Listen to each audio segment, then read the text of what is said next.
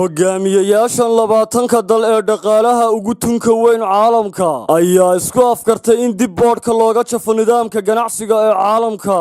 Bayaan ay soo saareen madaxda dalalkan ayaa waxaa lagu sheegay in lagu heshiiyay isbedel guud oo lagu samaynayo qaabka ururka ganacsiga uu iminka u shaqeeyo.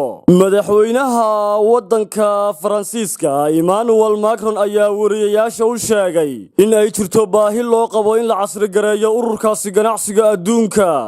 waxyaabaha ajandooyinka laga wada hadlay ugu sareeyay waxaa ka mid ahaa arrimaha cashuuraha.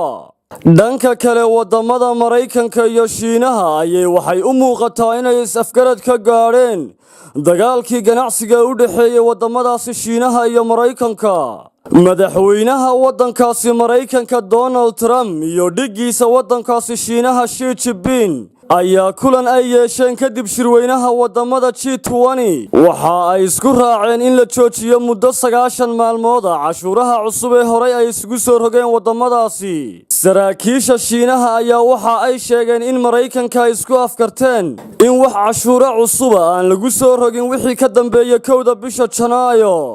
madaxweynaha waddankaasi Mareykanka Donald Trump ayaa dhinaciisa waxa uu sheegay in uu rajaynayo in heshiis la gaaro si hoos loogu dhigo baa la yidhi xiisada ka dhalatay khilaafka ganacsiga.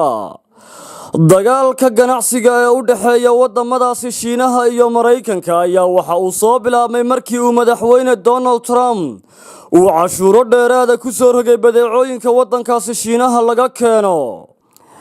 dawladda waddanka Shiinaha ayaa dhinaceeda ku jawaabtay cashuuro dheeraad oo ay ku soo rogeen badeecooyinkii waddankaasi Mareykanka ee Shiinaha loo dhoofiyo. Siciid Axmed Tamreyse, wararka telefishanka caalamiga ah ee Star.